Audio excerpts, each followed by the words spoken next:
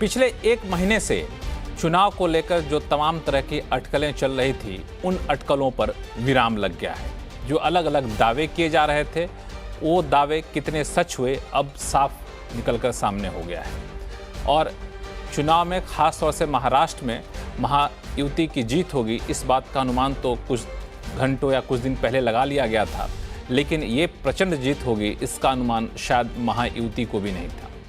आखिर इसके पीछे क्या खास वजह रही और अब यहाँ से क्या राजनीति की तस्वीर होगी? सबसे बड़ा सवाल, महाराष्ट्र में मुख्यमंत्री कौन बनेगा? और उससे बड़ा सवाल कि महाराष्ट्र में इस जीत के बाद, इससे पहले हरियाणा में जीत, फिर महाराष्ट्र में प्रचंड जीत के बाद जो भाजपा के ऊपर दाग लगा था कि लोकसभा में 400 का आंकड़ा पार नहीं कर पाई, क्या वो दाग अब धुल गया है और फिर भाजपा के नेतृत्व में केंद्र सरकार वैसे ही पुरानी रफ्तार से दौड़ेगी और बाजार इन सारे हालात को कैसे लेगा? इन सारे मुद्दों पर बातचीत करेंगे आवाज़ अड्डा में और हमारे साथ बेहद ही खास मेहमान जुड़ रहे हैं। CNBC आवाज़ के मैनेजिंग एडिटर अनु सिंघल जुड़ रहे हैं, बीजेपी के प्रवक्ता गोपाल कृष्ण अग्रवाल कुछ ही देर में हमारे साथ जुड़ेंगे, कांग्रेस के प्रवक्ता राकेश शेट्टी, शिवसेना शिंदे गुट के प्रवक्ता BD सिंह, शिवसेना UBT के प्रवक्ता अनीश गढ़वे, NCP अजित पवार गुट के KBM श्रीवास्तव भी हमारे साथ जुड़ेंगे, वरिष्ठ पत्रकार हर्षवर्धन त्रिपाठी और वरिष्ठ पत्रकार मयूर पारिक। आप सभी मेहमानों का बहुत बहुत स्वागत है हमारे शो में। गोपाल कृष्ण अग्रवाल जी के पास जाऊंगा, इससे पहले मैं एक सवाल लेके आऊँगा अनु सिंघल जी के पास। अनु सिंघल जी, जब एग्जिट पोल आ गए थे तभी मार्केट को लग गया था कि अब भाजपा की सरकार या महायुति की सरकार आने वाली है महाराष्ट्र में, और बाजार उस हिसाब से फैक्टर इन हो गया था। लेकिन इतने प्रचंड बहुमत से आएगी सरकार, इसका अनुमान एग्जिट पोल में नहीं लगाया गया था। ऐसे में बाजार जब खुलेगा सोमवार को तो कैसे रिएक्ट करेगा? लक्ष्मण जी, बहुत अच्छा सवाल पूछा आपने। इसमें मैं आप दो पार्ट में जवाब दूंगा। पहला, इस बार के एग्जिट पोल में फ़र्क था क्योंकि पिछले दो बार के एग्जिट पोल गलत गए थे, तो मार्केट इस बार एग्जिट पोल को फाइनल आउटकम नहीं मान रहा था। और दूसरा, इस बार मार्केट की पोजीशनिंग काफ़ी ख़राब थी क्योंकि एग्जिट पोल से एक दिन पहले मार्केट को वो अदानी के फैक्टर पर नेगेटिवली रिएक्ट किया था मार्केट ने। लेकिन जो नंबर्स आए हैं ना, वो इस तरीके के हैं लक्ष्मण जी, ट्रस्ट मी, मैं फिर ये बात कह रहा हूँ, मैं पूरी रिस्पॉन्सिबिलिटी के साथ कह रहा हूँ कि ये बाज़ार में एक नई तेज़ी की शुरुआत करेंगे यहाँ पर। और अब मंदी खत्म होगी और मार्केट को एक ट्रिगर मिला है, यहाँ पर एक मैक्रो ट्रिगर मिला है। देखिए, फ़र्क होता है माइक्रो ट्रिगर्स और मैक्रो ट्रिगर्स में। जब मैक्रो ट्रिगर्स मार्केट को मिलते हैं ना, तो उसके बाद मार्केट इतनी आसानी से नहीं गिरते हैं। यहाँ से मुझे लग रहा है कि मंडे को लक्ष्मण जी निफ्टी में 500 पॉइंट का तो आप गैप अप समझ के चलिए। मुझे तो हैरानी नहीं होगी कि 1000 पॉइंट की भी रैली अगर हो जाए तो, और अगर हम एक बार के लिए 25,000 भी हिट कर दें तो। अब इसमें इशू यही होगा कि करें क्या, तो उसमें यही वो होगा कि अगर तो आप CNBC आवाज़ के साथ रहे हैं तो वैसे भी व्यू तो यही था कि लॉन्ग्स में पैसा है अब मार्केट में और शॉर्ट कवर कर दीजिए। थर्सडे फ्राइडे दोनों दिन मैंने ये बात कही थी। मंडे मॉर्निंग को गैप अप चेस करना है या नहीं, ये आपका डिसीजन है। एक स्ट्रैटेजी ये हो सकती है कि आप पहले 15-20 मिनट रुक जाएं, जो भी मार्केट में एकदम उफान आना है वो आ जाने दीजिए, और उसके बाद स्लोली अपनी पोजीशन बिल्ड करिए। हर 50-100 पॉइंट की कुछ मामूली डिप पर अपनी पोजीशन को ऐड करिए। ये आई थिंक मंडे के लिए एक स्ट्रैटेजी रहे। बिल्कुल यही सवाल लेके मैं गोपाल कृष्ण अग्रवाल साहब के पास जा रहा हूँ। गोपाल कृष्ण जी, महायुति की जीत होगी, ये आप लोग भी समय समय पर दावे कर रहे थे, लेकिन इतनी प्रचंड जीत होगी, मुझे लगता है कि एक ही व्यक्ति ने बताया था जब हमारे शो में आवाज़ अड्डा में आए थे भाजपा के प्रवक्ता, तो उन्होंने कहा था कि 200 प्लस लेकर के हम आएंगे। अब 200 प्लस तो आ गया और 100 प्लस का 125-30 के आंकड़ों पहुँच रहा है बीजेपी। तो ऐसे में सब अब अगला सवाल यही पूछ रहा है कि मुख्यमंत्री कौन होगा और महायुति की अगुवाई कौन करेगा। तो इसको लेकर कब तक क्लैरिटी आ जाएगी और किस फॉर्मूले को आप लोग अपनाएंगे, क्योंकि बहुत ज़्यादा समय भी नहीं है नई सरकार के गठन के लिए। 26 तारीख आखिरी दिन है। देखिए, हाँ 26 तारीख के पहले ये गठन होना मेरे ख्याल से। आज प्रधानमंत्री जी भी केंद्रीय कार्यालय में आ रहे हैं, सभी पदाधिकारी भी आएंगे।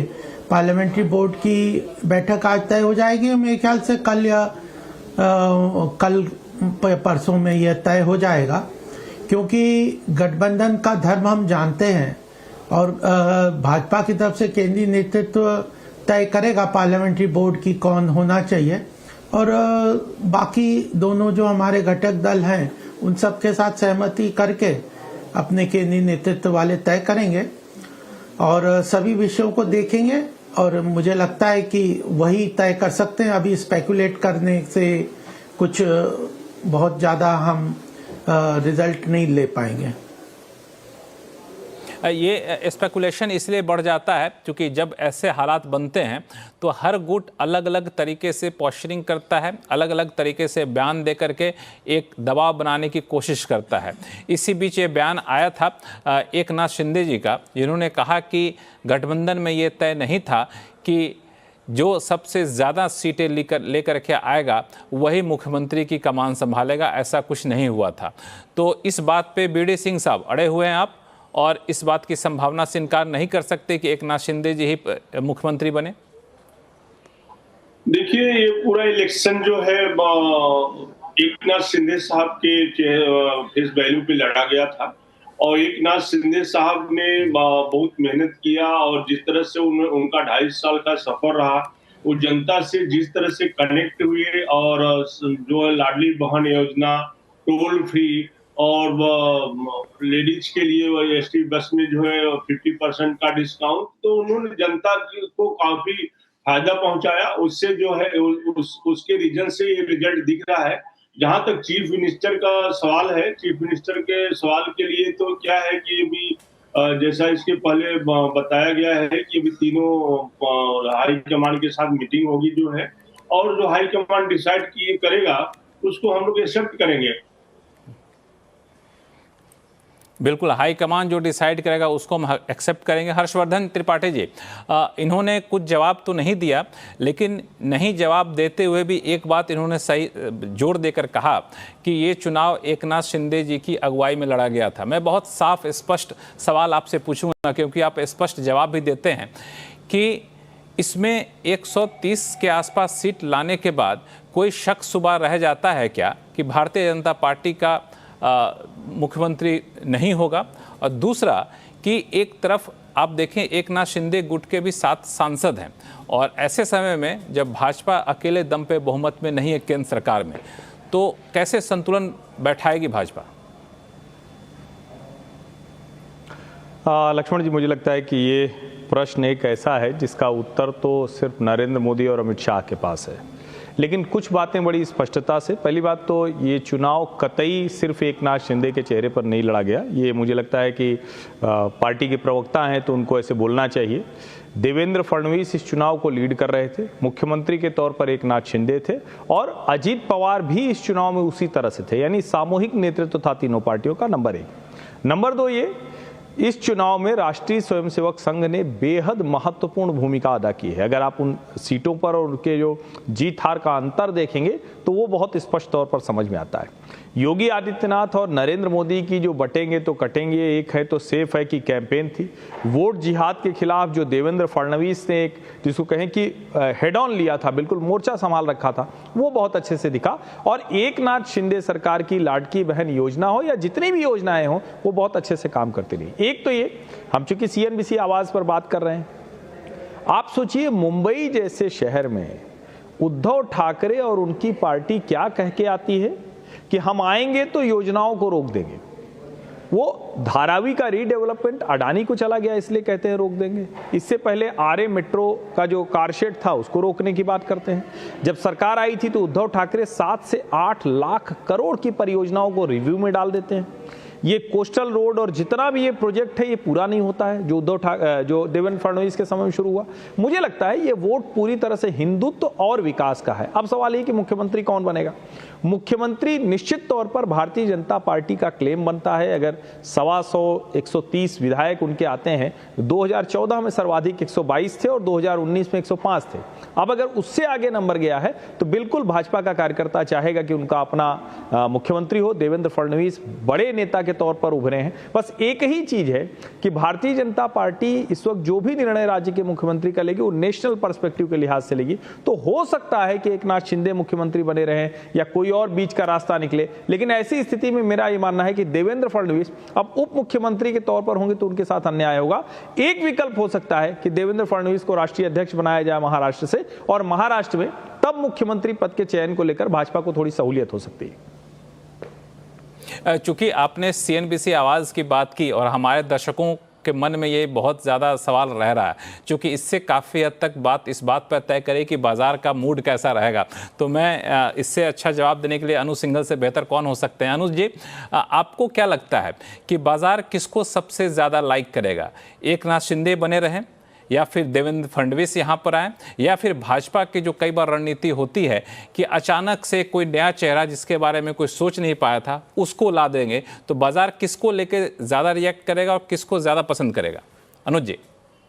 बिल्कुल लक्ष्मण जी, देखिए ऐसा है कि इसमें तो खैर आप मुझे फिल इन करेंगे, लेकिन मैं एक चीज़ आपको बोल रहा हूँ, इसमें अगर तो शिंदे साहब चीफ मिनिस्टर रहे तो निफ्टी जैसा मैं कह रहा हूँ 500-600 पॉइंट, अगर फडणवीस साहब चीफ मिनिस्टर बन गए तो उसमें आप 500 पॉइंट और ऐड कर दीजिए। बहुत सिंपल अरिथमेटिक है, ठीक है। कोई और चीफ मिनिस्टर बना तो भी मार्केट में रैली तो आएगी, ठीक है ना।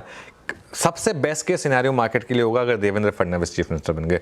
देवेंद्र फडणवीस अगर चीफ मिनिस्टर बन गए और अगले 2 दिन में उसकी अनाउंसमेंट हो गई, वैसे उसके चांसेस मुझे थोड़े कम ही लग रहे हैं, क्योंकि जैसा आपने बोला बीजेपी कई बार थोड़ा सा टाइम भी लेती है।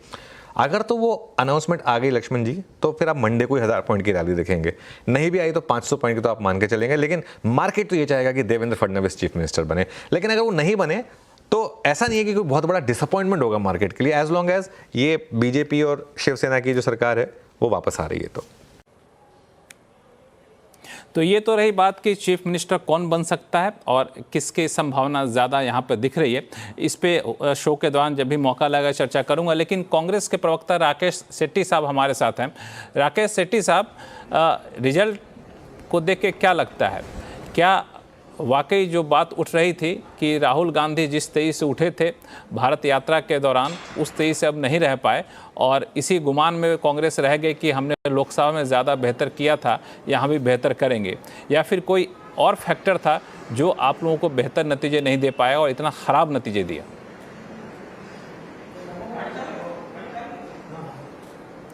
रिजल्ट्स शॉकिंग है और जैसे आपने बताया लोकसभा में जो हमारी अलायंस है, इंडिया गठबंधन हो या महा विकास अघाड़ी हो, हमें 48 में से 31 सीट्स दिया था, जबकि महायुति को सिर्फ 17 सीट्स मिले थे।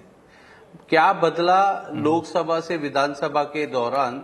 इन 4 महीनों में जो लाडली बहना स्कीम आई, जहाँ पे हमारे बहनाओं को 1500 रुपया प्रति महीना दिया गया, दिवाली आते आते उनको 7000 रुपया तक मिल गया। मुझे लगता है इसका काफी बड़ा असर देखने को मिल रहा है। आज मैं ये आपको बता रहा हूं क्योंकि अब 5 बज रहे, अभी इसका एनालिसिस तो हमें पूरी तरह से करना पड़ेगा, बट रिजल्ट शॉकिंग है और हम ये महाराष्ट्र की जनता का जो निर्णय है उसको स्वीकारते हैं और भारतीय जनता पार्टी, शिवसेना शिंदे गठ हो या अजित पवार की एनसीपी, उनको बधाई देते हैं कि उनको बहुत ही अच्छा शानदार जीत मिली है और महाराष्ट्र की जनता ने उनको आशीर्वाद दिया। बिल्कुल, लेकिन एक चीज और है कि आपके कई सारे बड़े नेता, मतलब 7-7 बार के विधायक रहे नेता, वो भी अच्छे खासे मार्जिन से हार जा रहे हैं। मतलब उनका व्यक्तिगत जो वहां पे पकड़ था वो भी खत्म हो गया। ये तो उससे भी ज्यादा शॉकिंग है। बिल्कुल बिल्कुल, पृथ्वीराज चौहान हो, बाला साहेब तोराट जी हो, नसीम खान हो, ऐसे यशोमती ठाकुर हो, ऐसे बड़े बड़े नेताओं ने आज अपनी सीट खोई है। यही मैंने आपको बताया कि it will be too early to predict, मगर एक बार सब रिजल्ट सामने आने के बाद each and every polling booth का रिजल्ट हमारे सामने होगा, उसको एनालिसिस किया जाएगा। 1-2 दिन लगेंगे इस चीज को, मगर एक तो है कि बहुत ही बुरी हार कांग्रेस पार्टी और महाविकास आघाड़ी को देखना पड़ रहा है। और 2014 और 19 जब नरेंद्र मोदी जी पीक पे थे, तभी भी इस तरीके का रिजल्ट नहीं देखा था हमने, क्योंकि तभी कांग्रेस के पास 40 तो यही सवाल लेके मैं अनिश गढ़वे जी से पूछना चाहूंगा। अनिश गढ़वे जी, आपको क्या लगता है कि अब जो है महाराष्ट्र की जनता उद्धव ठाकरे में बाला साहब ठाकरे वाली छवि नहीं देख रही है। अब युवा वोटर है जो कुछ आगे बढ़ना चाहती है, वो परंपरागत राजनीति या विरासत वाली राजनीति से ऊब चुकी है।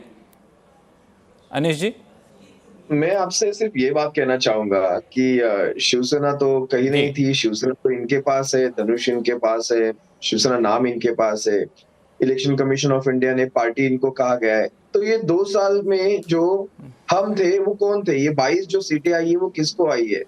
मैं आपको एक बात कहना चाहता हूँ, ऐसे पार्टियां खत्म नहीं होती, ऐसी विचारधाराएं खत्म नहीं होती। आज सत्ता, केंद्र की सत्ता हो, राज्य की सत्ता हो, प्रशासन हो, ईडी, इनकम टैक्स, सीबीआई हो, या मतलब आप कह सकते हैं करोड़ों करोड़ों का पैसा हो, इन सब की आज जीत हुई है। आज आप देखेंगे आज महाराष्ट्र में पूरी तरह से शांतता है। मतलब कोई भी इस जीत का कहीं भी जश्न नहीं है। कल तक आप मुझे बताइए, पत्रकारों का जब सर्वे आया था, आप देखोगे तो एग्जिट पोल्स का जो सर्वे आया, किसी ने इतनी बड़ी जीत नहीं दिखाई थी। इनफैक्ट पत्रकारों ने भी जब अपना पोल दिया था, महाराष्ट्र के मराठी पत्रकारों ने, तो उन्होंने भी 140-145 का आंकड़ा महायुति को दिखाया था और महाविकास आघाड़ी को 130-135 का आंकड़ा दिखाया था। इन 4 महीनों में, जैसे हमारे राकेश शेट्टी साहब ने कहा है, जो हमारे दोस्त है, ब्लूड से है वो, राकेश शेट्टी साहब ने बहुत सही कहा, इन 4 महीनों में ऐसा क्या हुआ है महाराष्ट्र में जो लोकसभा के चुनाव में इनको हमने 15-16 पे लाके रख दिया था, जो आज 4 महीनों में, मतलब जिस भारतीय जनता पक्ष को 9 सीटें तक आना मुश्किल हो गया था, उस भारतीय जनता पक्ष ने 134-135 का आंकड़ा, ये मैं समझता हूं। आप देखिए ना, जहां पे बैलेट से जब बैलेट वोटिंग काउंट होती है तो दोनों, आपने अगर मॉर्निंग का 1 घंटा देखा रहेगा, 8, 8:30, 9 बजे तक का वक्त, दोनों समसमान चल रहे थे, पैरेलल चल रहे थे। जब से ईवीएम ओपन, तब से सब खत्म।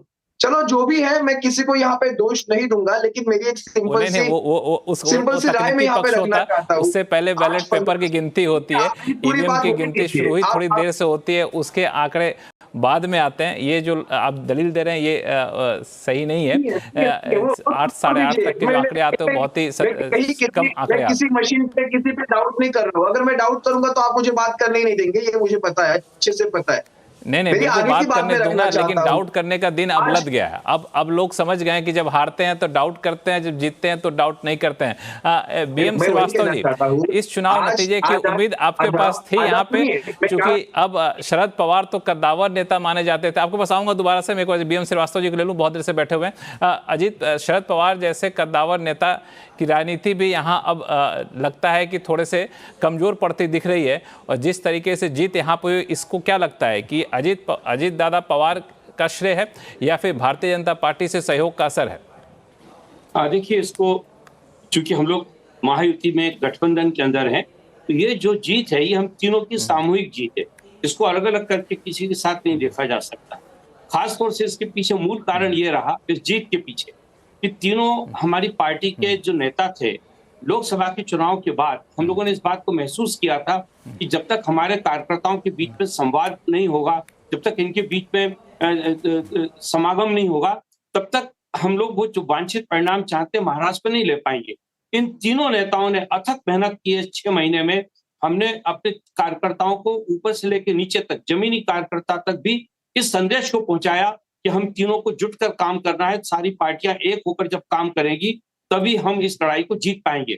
और ये बहुत ही सकारात्मक बात है कि हमारे कार्यकर्ताओं ने भी इस बात को उसी भावना से लिया जिस भावना से हम लोगों ने उनको समझाया था। आज की ये जो जीत है, ये निश्चित रूप से हमारे जमीनी कार्यकर्ताओं की जीत है।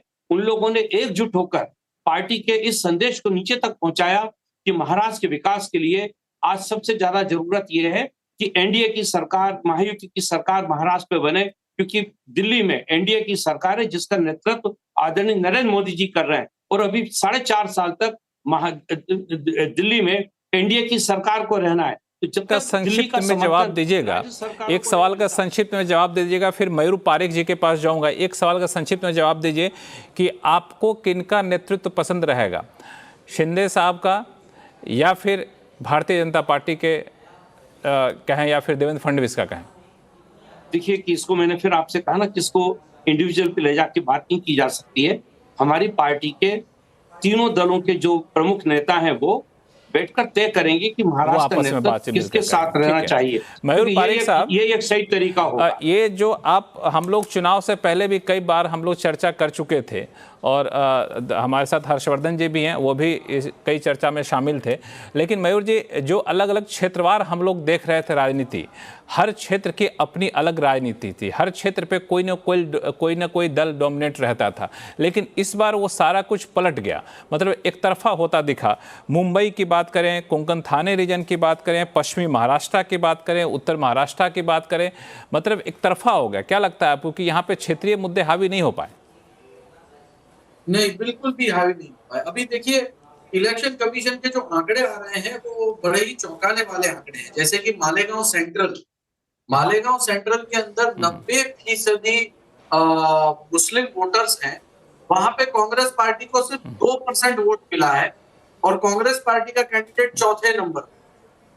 जबकि यहीं पर लोकसभा के दौरान कांग्रेस पार्टी को टोटल 1 साइड वोट मिला था, मतलब कि महाविकास आघाड़ी को 1 साइड वोट मिला था।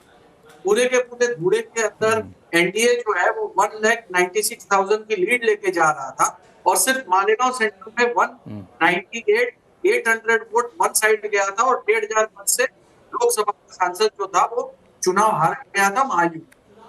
तो करके ये एक वोटिंग पैटर्न में चेंज, उसमें हमने वोटिंग पैटर्न में चेंज देखा। नवाब मलिक की भी हालत हुई है, वो चौथे नंबर पर है।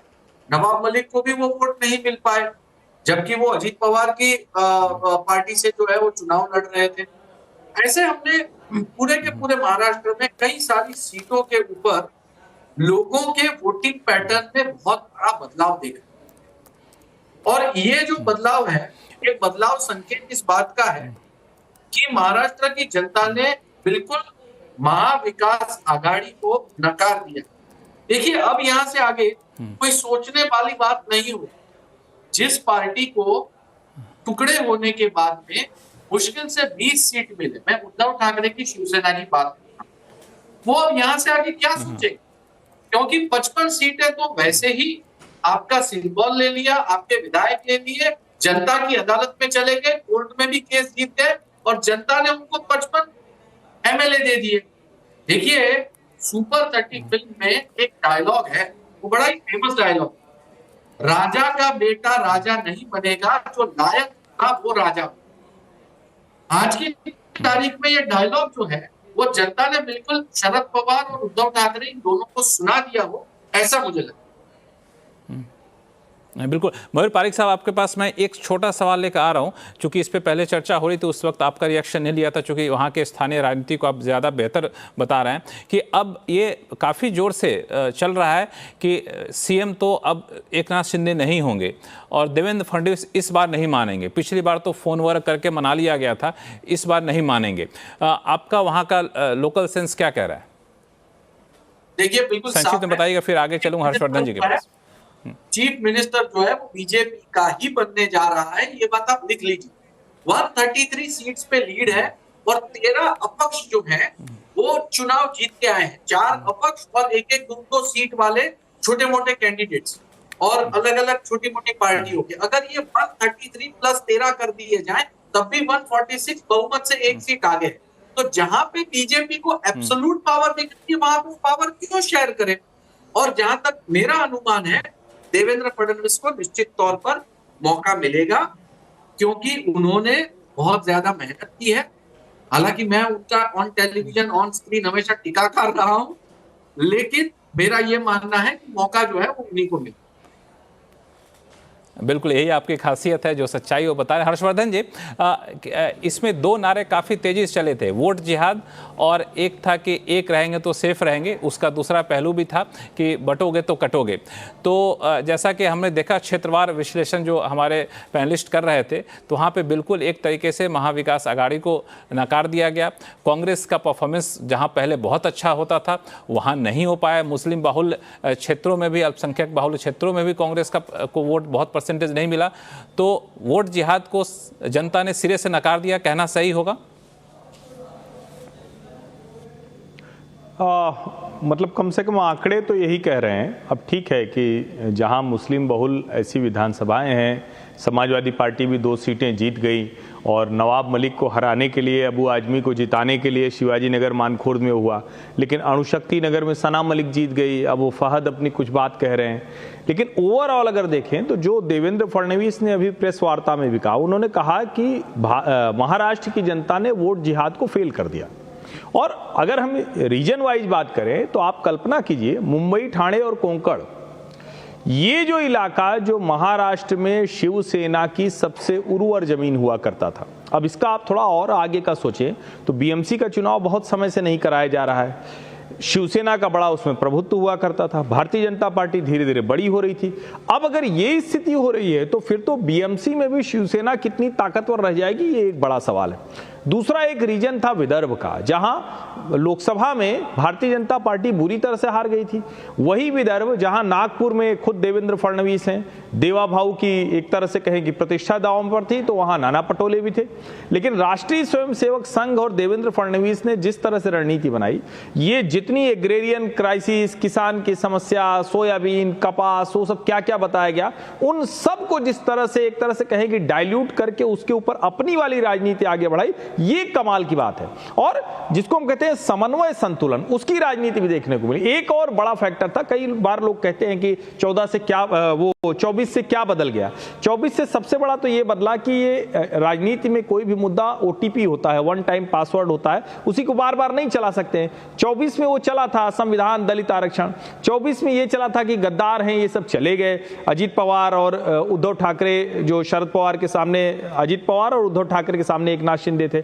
इस सब से इतर क्या हुआ, आपने जाति विभाजन खूब कराया, मराठा आंदोलन। तो ये अब मनोज जरांगे पाटिल का क्या हुआ, मुसलमान उलेमाओं के साथ वो बैठक कर रहे थे।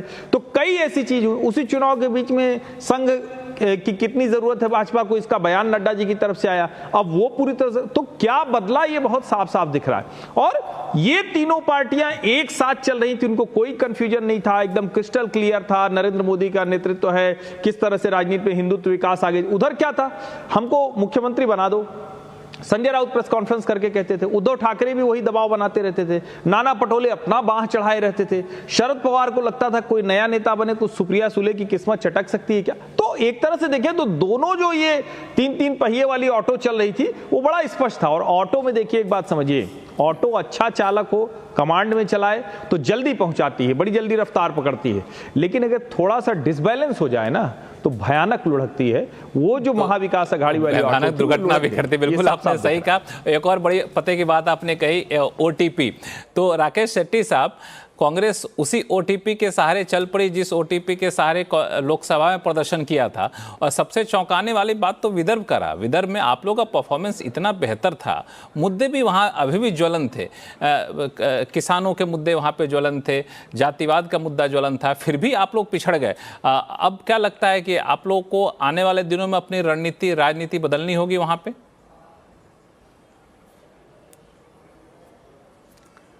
देखिए, हर्षवर्धन त्रिपाठी जी ने जो एनालिसिस किया, मैं उससे सहमत नहीं हूँ।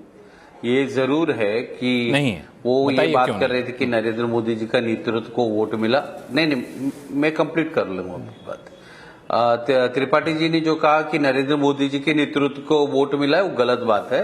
क्योंकि लोकसभा के चुनाव में महाराष्ट्र की जनता ने नरेंद्र मोदी जी को रिजेक्ट किया है, इसलिए उनको 48 में से 17 सीटें आया और हमें 31 आए थे। ये जो वोट मिला है, ये एकनाथ शिंदे जी को और देवेंद्र फडणवीस जी को, अजित पवार को इसलिए मिला है क्योंकि लाडली बहना स्कीम उन्होंने बहुत ही अच्छी तरीके से इम्प्लीमेंट किया और बहनों को पैसे भी मिले और उसका मार्केटिंग भी सही ढंग से किया। इसके अलावा ये कितने ईमानदार है सब जानते हैं। जो देवेंद्र फडणवीस जितने भ्रष्टाचारी को सबको साथ में ले लिया, जो अजित पवार को जेल भेजने वाले थे उनको बाजू में बिठा दिया, जो अजित पवार 70,000 करोड़ सिंचन घोटाला उसको साथ में लेके सरकार चलाए। ये इनका कोई भी ईमानदारी, इनका क्लियरिटी उसके लिए नहीं मिला है, सिर्फ लाडली बहना के लिए मिला है। जहां तक कांग्रेस की बात है या राष्ट्रवादी कांग्रेस शरद पवार गठ की बात हो या उद्धव ठाकरे जी की शिवसेना, ये हमें एनालिसिस करने की जरूरत है, सुधार करने की जरूरत है, कोऑर्डिनेशन और बेहतर करने की जरूरत है। और हम आगे के चुनाव में इसको करेंगे और सत्ता फिर से हाथ में ले लेंगे। हालांकि लाडली बहना योजना पे आप ज़्यादा जोर दे रहे हैं। एक तरीके से आप शिवसेना एकनाथ शिंदे गुट को भी बता रहे हैं कि भैया तुम्हारे वजह से जीत मिली है, बीजेपी का योगदान यहाँ पे नहीं है, तो उधर की तरफ भी आपका इशारा है। लेकिन गोपाल कृष्ण अग्रवाल साहब, मैं आपके पास आऊँगा। सवाल ये है कि अब यहाँ से आगे क्या? जब इससे पहले स्थिति ये थी कि भाजपा के लिए एक मजबूरी भी थी कि हमें सबको साथ लेके चलना है, शिंदे गुट को भी लेके चलना है और बाकी को भी साथ लेके चलना, अजीत पवार को भी साथ लेके चलना है। बहुत सारे उतार चढ़ाव हुए, उनको हम लोगों ने, उनको भाजपा ने संभाला भी, काफ़ी बर्दाश्त भी किया। तो क्या वो अब उसी स्वरूप में चलता रहेगा बैलेंस बना करके, कि या फिर अब यहाँ पे भाजपा थोड़े से बड़े भाई की भूमिका में रहेगी, क्योंकि आपके पास सीट तो बहुत ज़्यादा है और बहुत बहुमत से बहुत कम ही रहने वाले हैं? इस बार का स्वरूप कैसा रहेगा? देखिए भाजपा बड़े भाई की भूमिका में तो इलेक्शन के पहले भी थी और बड़े भाई की भूमिका में ही इलेक्शन लड़ा गया। देवेंद्र फडणवीस जी के नेतृत्व में इलेक्शन लड़ा गया और डायरेक्शन शिंदे साहब चीफ मिनिस्टर थे, यह भी एक महत्वपूर्ण बात है। उनका कार्यकाल भी अच्छा रहा और यह हमें बिल्कुल ध्यान रखना चाहिए कि भाजपा जो गठबंधन की राजनीति है वह उसके जो भी आयाम है उनको पूरी तरह से अपना के चलती है, मान के चलती है। चाहे वह बिहार में जेडीयू के साथ हमारा गठबंधन हो या महाराष्ट्र में शिवसेना शिंदे ग्रुप के साथ और अजीत पवार की एनसीपी के साथ। तो जो गठबंधन का धर्म है उसको हम पूरी तरह निभाते हैं, लेकिन गठबंधन के धर्म में यह बात सभी मिलके चलते हैं। देखिए अल्टीमेटली जब बैठ के यह तय होगा कि कौन सीएम बनेगा, क्या होगा, तो यह केंद्रीय नेतृत्व और कई फैक्टर्स को देख के किया जाएगा। इसलिए हमें नहीं लगता कि हमारे बीच में इस बात का मनमुटाव होगा। जब हम बड़ी भूमिका 105 सीटों के बाद भी डिप्टी सीएम के अंदर देवेंद्र फडणवीस रहे थे, तो ऐसा नहीं होता कि गठबंधन में केवल कोई एक ही पक्ष के अंदर बार्गेन होता है, सभी चीजें मिलके चलती हैं। मुझे लगता है कि केंद्रीय नेतृत्व बैठ के सभी चीजों को ध्यान में रखते आपस की सहमति से यह निर्णय लेंगे और जो बेस्ट होगा, और इलेक्शन का रिजल्ट का इम्पैक्ट जो है वो तो जरूर आएगा ही। अगर भाजपा का 89% का स्ट्राइक रेट है तो शिंदे साहब का भी 68% का स्ट्राइक रेट है और अजीत पवार जी का भी 69 अग्रवाल साहब के जरूरत किसके कितनी रहती है, किसकी कितनी जरूरत होती है, काफी हद तक कामकाज पर ये निर्भर करता है। लेकिन इस बीच बीडी सिंह साहब कुछ कहना चाह रहे थे जब आप बोल रहे थे, तो बीडी सिंह साहब। लक्ष्मण जी जो बता रहे थे कि जो है मतलब भी हर्षवर्धन त्रिपाठी जी जो है एनालिसिस कर रहे थे, तो वो एनालिसिस में कुछ बातें मैं जोड़ना चाहता हूं। पहली बात तो ये महाराष्ट्र की जनता ने ये प्रूव कर दिया कि जो है ये असली शिवसेना कौन है और नकली शिवसेना कौन है। जो चुनाव आयोग ने जो सिंबल दिया था, वो सिंबल को प्रूव कर दिया कि असली शिवसेना माननीय शिंदे साहब की है। जो दूसरी बात मैं ये बताना चाहता हूं कि जो उद्धव जी के बारे में बता रहे थे त्रिपाठी जी, बहुत सही बोल रहे थे। एक्चुअली आप लोग को मालूम होगा कि बहुत पहले जो है वो क्या कहते हैं, बाला साहब ठाकरे ने एक वक्तव्य दिया था कि अगर हमको कांग्रेस के साथ हाथ मिलाना पड़ेगा तो मैं अपनी दुकान को बंद कर दूंगा, मैं हाथ नहीं मिलाऊंगा। वही गलती जो है उद्धव जी करके जो है कांग्रेस से हाथ मिला लिए और कांग्रेस के हाथ मिलाने की वजह से जो है क्या कहते हैं, जो महाराष्ट्र की जनता है इनकी दुकान पूरी तरह से बंद कर दी। दूसरा फैक्टर ये है कि शरद पवार साहब जो है महाराष्ट्र के बहुत वरिष्ठ नेता हैं, उनकी जो है एक अंदरूनी कामना थी कि मेरे जाते जाते जो है किसी तरह से मैं शिवसेना को खत्म कर दूं, तो उनकी भी मंशा पूरी हो गई। उसमें जो है रावत साहब भी मदद किए जो है, तो इस तरह से पूरी तरह से जो है खत्म करने में उसमें शरद पवार साहब का भी हाथ है। तीसरा फैक्टर ये है कि अभी जो है कुछ हमारे बड़े लीडरों को जो है उद्धव साहब के जो कुछ एमएलए हैं उनका भी फोन आना चालू हो गया है। एक्चुअली होता क्या लाइफ में आप भी जानते हैं, त्रिपाठी जी बहुत अच्छी तरह जानते हैं कि जब जो नाव बंद हो डूबने की कगार पे आ जाती है, तो जो नाव चालू रहती है, जिस तरह से अभी एकनाथ शिंदे साहब की नाव जो है पूरी तरह से एकदम जो है गंगा में प्रवाह कर रही है, तो उसमें बैठने के लिए तैयार है। तो हमारे नेता लोग जी पूरा उसके स्वागत करने के लिए भी तैयार हैं।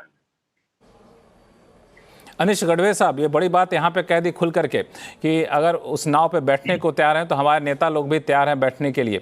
अब तो जो चुनाव के नतीजे आए हैं, चूंकि कहा जाता है कि लोकसभा तो केंद्रीय नेतृत्व को देखकर लोग वोट देते हैं, विधानसभा चुनाव में स्थानीय नेतृत्व को देखकर लोग वोट देते हैं। तो जो नतीजे तो साफ हैं कि उद्धव ठाकरे में अब लोग बाला साहब ठाकरे की छवि नहीं देख रहे हैं और अब समय आ गया उद्धव ठाकरे को कुछ बड़ा कदम उठाने का, मुख्यमंत्री की कुर्सी ना भी मिले लेकिन अपनी दूरियां बढ़ाएं कांग्रेस की तरफ से, या फिर अकेले जाएं या फिर वापस अपने पुराने गुट में भाजपा के साथ आ जाएं। हालांकि भाजपा को जरूरत तो उनकी होगी नहीं, लेकिन अभी उद्धव गुट को अपने अस्तित्व की जरूरत है, अस्तित्व बचाने की। सबसे पहली बात किसको किसकी जरूरत है और हम कहाँ जाएंगे, ये हमारा फैसला रहेगा। हमें जिस पार्टी ने शिवसेना को 2 विभागों में तोड़ा है, उस पार्टी के साथ शिवसेना कभी नहीं जाएगी। ये सबसे पहली बात। हमारा मकसद सत्ता पाना नहीं है। आज हमारे पास 22 एमएलए आ गए हैं, कोई बात नहीं। हमारे 22 एमएलए महाराष्ट्र की विधानसभा में वो आवाज उठाएंगे जिसके बाद देखिए पार्टियां कभी खत्म नहीं होती। ये राजकारण है। यहाँ पे 5 साल के बाद आपको दोबारा से जनता के सामने जाना है। एक वक्त था जिस समय पहले ही इलेक्शन में 13 एमएलए चुन के लाए थे मनसे ने, लेकिन अपने उस उसूलों पे, वचनों पे वो नहीं टिकी। आज देखिए वो कहा है। ठीक है, आज आपने 4 महीनों में जो जादू की छड़ी घुमा दी ना महाराष्ट्र पे, वो 1500 रुपए जो घुमा दिए ना जादू की छड़ी के, क्योंकि 4 महीने पहले क्या था आप सबने देखा है। महाराष्ट्र की जनता ने अपना रुख बता दिया था, लेकिन आज अगर आपने वो जादू की छड़ी घुमा दी है और देखते ना महाराष्ट्र का विकास आगे, क्योंकि महाराष्ट्र का विकास ये सबसे पहली बात है। अगर महाराष्ट्र का विकास इन आने वाले महीनों में, सालों में नहीं होता है, हम वहां पे महाराष्ट्र की असेंबली में हैं, महाराष्ट्र की जनता ने हमें घर पे नहीं भेजा है। आज 22 एमएलए है शिवसेना के कम से कम वहां पे, ये देखिए, और वो 22 एमएलए 122 एमएलए का काम करेंगे वहां पे और इस सरकार पे वो अंकुश रखेंगे। और उसके बाद देखते हैं ना महाराष्ट्र की जनता फिर इनको अपने पुनः स्वीकार करती है कि नहीं करती है।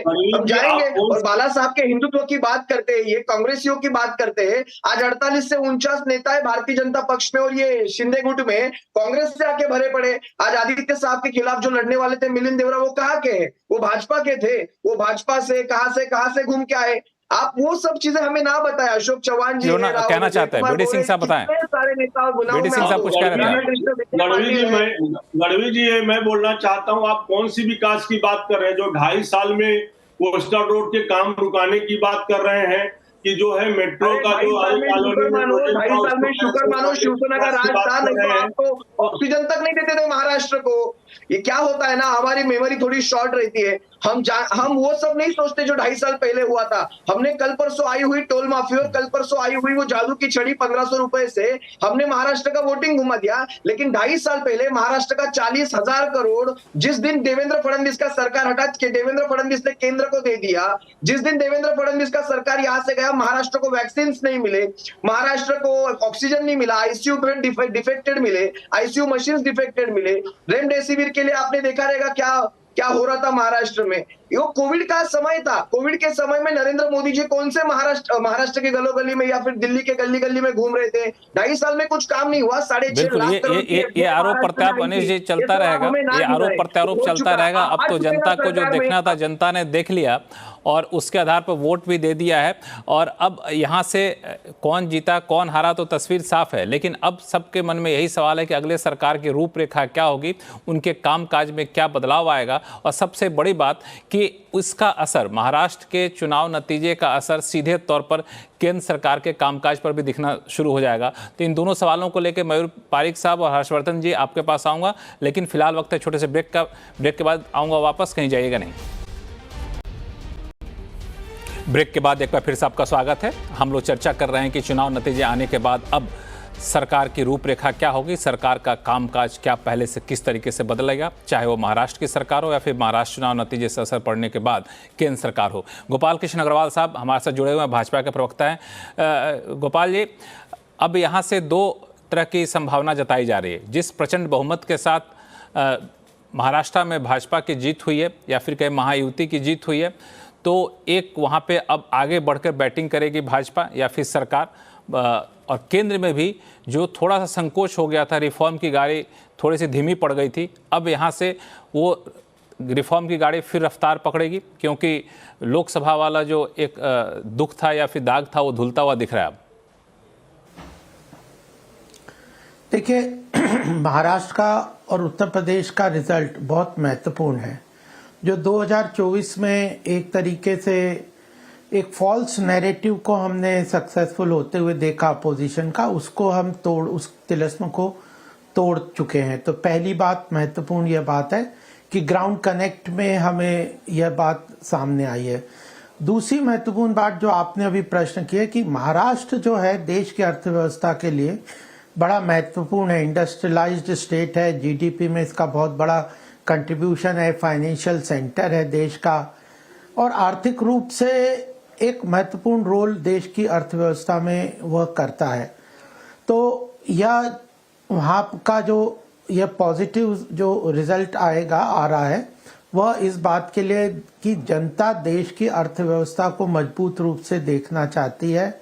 वहाँ पे भारतीय जनता पार्टी की स्टेबल और इकोनॉमिकली डेवलपमेंट एजेंडा को आगे बढ़ाने वाली अर्थव्यवस्था को पार्टी को वो पसंद करती है। और वहाँ पे इंफ्रास्ट्रक्चर डेवलपमेंट जो अपने देवेंद्र फडणवीस जी के कार्यकाल में शुरू हुए थे वो सारे कंप्लीट हो रहे हैं, चाहे कोस्टल रोड है, एक्सप्रेसवेज हैं और भी सारे। तो मुझे लगता है कि जो डेवलपमेंट का मोदी जी का एजेंडा है, अर्थव्यवस्था को मजबूत करने का एजेंडा है, जो अपने आप में महाराष्ट्र का मेजर कंट्रीब्यूशन जीडीपी में और अधिक हो सकता है, इन सब को लेते हुए यह स्पष्ट हो रहा है कि भारत की जनता, जिसको कि मैं आकांक्षी जनता या एस्पिरेशनल इंडिया कहते हैं, वह आर्थिक रूप से मजबूत सरकार चाहती है कि आर्थिक रूप से देश मजबूत हो और जो इसको पूरा करेगा उसी सरकार को पसंद करेगी। तो यह मैसेज अपने आप में आर्थिक रूप से आगे बढ़ने के लिए पॉजिटिव है। और एक और बात मैं ये कहना चाहता हूँ कि जो कई कहना चाहते थे कि भारत की अर्थव्यवस्था तेज गति से तो बढ़ रही है लेकिन ऑटो पायलट मोड में है, ऐसा नहीं है। हमारी सरकार, मोदी जी जानते हैं कि इकोनॉमी को कंटिन्यूअस सपोर्ट और स्टिमुलस देने की आवश्यकता है। वैश्विक स्तर पे भारत का मजबूत नेतृत्व तभी स्टैब्लिश होगा जब आर्थिक रूप से भारत महाशक्ति बनेगा, और भारत आर्थिक महाशक्ति बनने में रिफॉर्म्स और कंटिन्यूअस सपोर्ट और इस फील्ड में गवर्नमेंट का इनिशिएटिव बहुत महत्वपूर्ण है। और लास्ट बात जो मैं कहना चाहता हूँ कि लो हैंगिंग फ्रूट्स अब रिफॉर्म्स के नहीं रहे। कोई छोटे मोटे इधर से चेंजेस कर दें जिससे इकोनॉमी में रिफॉर्म्स के पॉजिटिव रिजल्ट आएंगे। इकोनॉमी में कई बहुत महत्वपूर्ण रिफॉर्म्स करने की आवश्यकता सरकार के नज़र में आती है, इनिशिएटिव भी लिए थे, लेकिन अब मुझे लगता है कि ये एक जो पॉजिटिव जो मैंडेट है या इस बात को आज प्रधानमंत्री जी के अगर आप ट्वीट्स भी देखेंगे तो वो तो उन्होंने कहा डेवलपमेंट, आर्थिक प्रगति, ये सब बातों को उन्होंने कहा ये उसका एक मैंडेट है। और मुझे लगता है कि आप बिल्कुल आपने एक बहुत बड़ी बात कह दी गोपाल कृष्ण जी, आपने एक बहुत बड़ी बात कह दी, बहुत बड़ा संकेत दे दिया, खासतौर से CNBC आवाज़ के दर्शकों के लिए। इस तरह के सकारात्मक संकेत जो हैं बहुत मायने रखते हैं। मैं हर्षवर्धन जी के पास जाऊंगा, उससे पहले मैं एक सवाल ले लूं अपने मैनेजिंग एडिटर अनु सिंघल साहब से। अनु सिंघल साहब, आपने सुना गोपाल कृष्ण अग्रवाल जिस तरीके से कह रहे थे, और अब ये माना जा रहा है कि लोकसभा चुनाव के नतीजे के बाद थोड़े से रिफॉर्म की रफ्तार धीमी पड़ गई थी, अब वो रिफॉर्म की रफ्तार तेज पकड़ेगी क्योंकि थोड़ा सा बल मिल गया है महाराष्ट्र चुनाव से और उपचुनाव भी काफी उत्साहवर्धक रहे हैं। तो ऐसे में ये रिफॉर्म की रफ्तार पर केंद्र सरकार आगे बढ़ती है तो मुझे लगता है कि निवेशक इसको बड़ा पसंद करेंगे, निवेशक ये उम्मीद लगा कर बैठेंगे। अब बिल्कुल लक्ष्मण जी, जैसा मैं पहले भी कह रहा था, आपका भी काम बढ़ जाएगा, आपको और आपकी टीम का, क्योंकि अब आप वाकई में और डिसीजंस देखेंगे। काफ़ी जो फैसले रुके हुए थे, काफ़ी समय से जो कुछ मिनिस्ट्रीज़ के फैसले ही नहीं हो रहे थे, आई थिंक आप उस पर आप थोड़ी सी स्पीड आते हुए देखेंगे। रिफॉर्म की जो गाड़ी जो कुछ हद तक आप मानेंगे कुछ हद तक डिरेल हो गई थी, वो वापस पटरी पर आएगी। कैपेक्स सरकार का वापस पिकअप करेगा, प्राइवेट कैपेक्स वापस पिकअप करेगा। मेरी तो ये उम्मीद है कि जो इस क्वार्टर का अर्निंग सीजन रहा वो शायद सबसे ख़राब अर्निंग सीजन था। शायद आगे जाते हुए लोग ज़्यादा इन्वेस्टमेंट करेंगे, कंजम्पशन करेंगे, तो शायद अर्निंग्स भी पिकअप करेंगी। और बिल्कुल जैसा आपने बोला कुछ हद तक हरियाणा ने उसकी भरपाई की थी, लेकिन महाराष्ट्र ने तो उस पर ठप्पा लगा दिया लक्ष्मण जी। ये जिस तरीके की जीत हुई, इस तरीके की जीत तो जब 10 साल पहले नहीं हुई थी बीजेपी शिवसेना की, जब बीजेपी शिवसेना कंबाइंड थी, वो जब ठाकरे साहब वाली शिवसेना कंबाइंड थी, तब नहीं हुई थी इस तरीके की जीत। तो इस तरीके के नंबर तो 5 साल पहले भी वो जो प्री इलेक्शन अलायंस था उसको नहीं मिले थे महायुति को। तो उस हिसाब से इस नंबर्स की इंपॉर्टेंस समझना, वही हरियाणा में भी हुआ था, इस नंबर्स की इंपॉर्टेंस समझना बहुत महत्वपूर्ण है। लक्ष्मण जी, एक और चीज़ जोड़ दूँ, जो लोकसभा का बाईपोल है नांदेड़ का, वो भी बीजेपी जीत रही है, तो लोकसभा में भी उनकी एक सीट बढ़ रही है वैसे।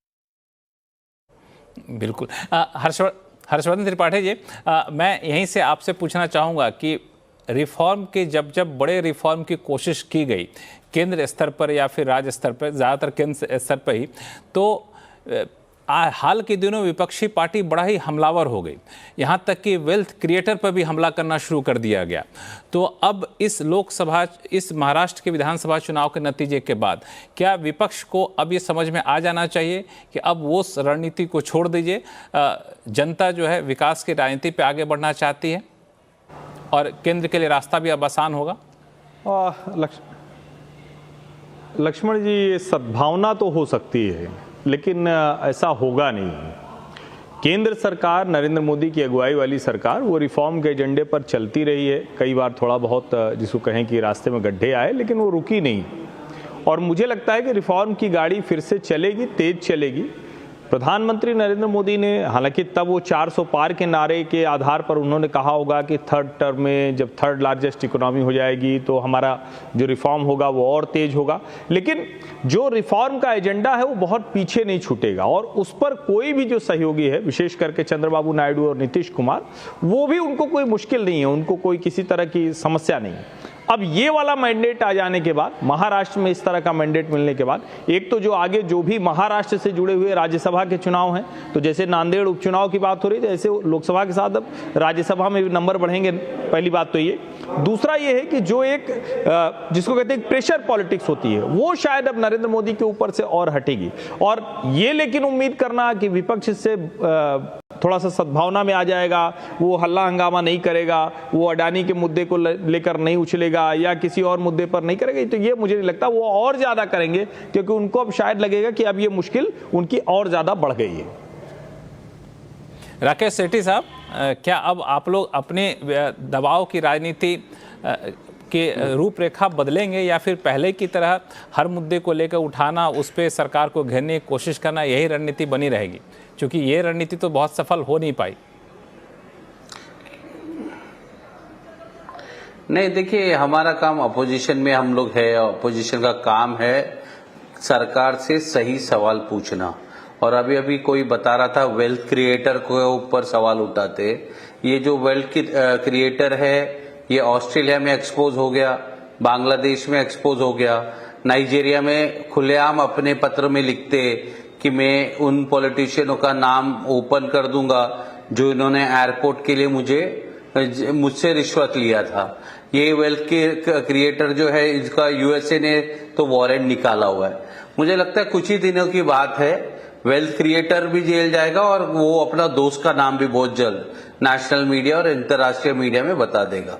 तो जो कांग्रेस पार्टी का स्टैंड है वो क्लियर है, हम लोग सवाल उठाते रहेंगे, हमारा जो एजेंडा है वो हमारा वैसे ही चलाते रहेंगे। हार जीत चुनाव का भाग है, वो होता रहेगा। चुनाव हर 5 साल, 2 साल, 2.5 साल में आते रहेंगे, उसको हम लोग देख लेंगे, मगर हम सरकार से सवाल पूछते रहेंगे। सरकार से सवाल पूछते रहेंगे, ये कहना आपका। अनीस गढ़वे साहब, क्या अब यहाँ से जो सत्ताधारी पार्टी को घेरने की रणनीति थी या फिर राजनीति है, उसमें आप लोग कोई परिवर्तन लाएंगे? क्योंकि जो अब तक की आपकी रणनीति रही है उसको जनता बहुत स्वीकारी नहीं, ये बिल्कुल साफ हो गया है। तो यहाँ से अब क्या आपको दिख रहा है कि क्या ये कौन सा नया हथियार है, कौन सा नया रास्ता जिस पे चलना चाहिए, या फिर पुराने रास्ते पे चलेंगे? देखिए, सबसे पहली बात तो मैं वेल्थ क्रिएटर का जो मुद्दा यहाँ पे उठाया गया उसको मैं उसके ऊपर अपना स्टैंड, अपनी पार्टी का स्टैंड बताता हूँ।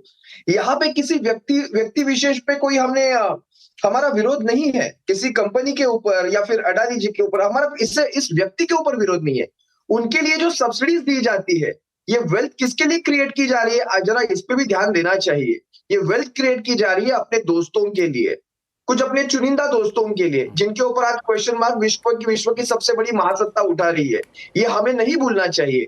आज हमारे जो मैनेजिंग एडिटर साहब है, उन्होंने कहा कि नांदेड़ में किसी की जीत हो रही है। सबसे ज्यादा खुशी उन्हें नजर आ रही है मुझे, जो हमारे मैनेजिंग एडिटर साहब जहाँ पे जिनके जो सब मार्केट के बारे में बात करें। यहाँ पे महाराष्ट्र का मार्केट बन चुका, महाराष्ट्र बिकने के लिए रख दिया है। हम क्या उस मार्केट की बात करेंगे? जिस बीजेपी के प्रवक्ताओं ने जिस कोस्टल रोड की बात की, जरा आप मुझे मेरे एक सिंगल प्रश्न का जवाब दीजिए। ये कोस्टल रोड किसका प्रोजेक्ट है?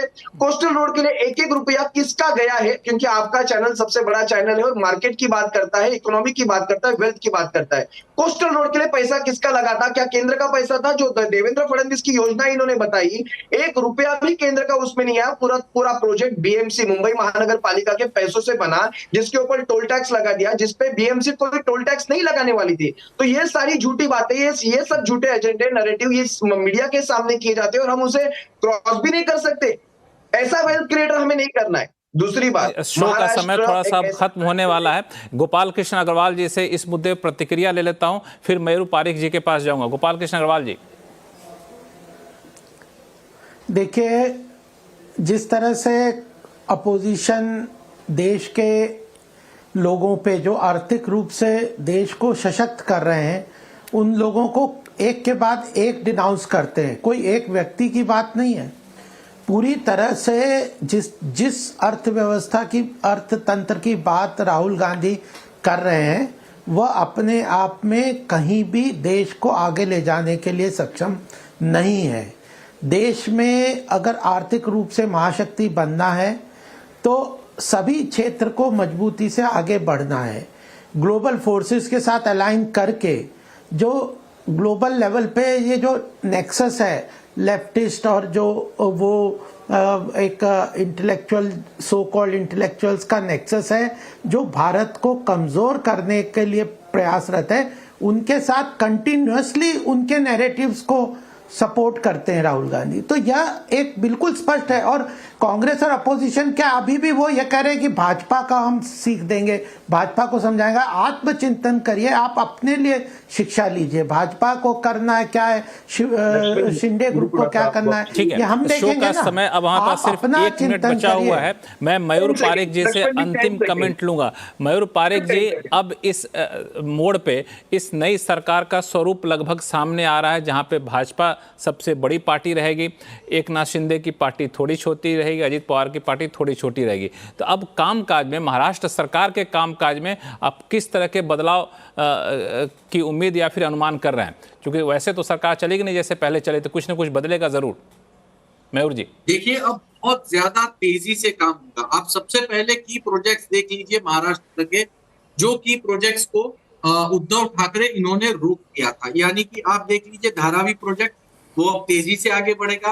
आप बुलेट ट्रेन प्रोजेक्ट देख लीजिए, वो तेजी से आगे बढ़ेगा। आप जो इंडिया का सबसे बड़ा पोर्ट बनने जा रहा है मुंबई से सटे हुए इलाके में, वाढमन पोर्ट, वो बहुत ज्यादा तेजी से बन जाएगा। आप जो मुंबई के ईस्ट कोस्ट में जो पूरा का पूरा ईस्टर्न रीजन है, जिसको डेवलप करके एक नया एरिया बना करके वहां पे इंपोर्ट एक्सपोर्ट की बात आगे बढ़ाना चाहते हैं, वो प्रोजेक्ट में बहुत ज्यादा तेजी आएगी। लाडली बहन योजना का उन्होंने प्रॉमिस किया है कि वो 2100 रुपए से 1500 रुपए से बढ़ा के 2100 करेंगे।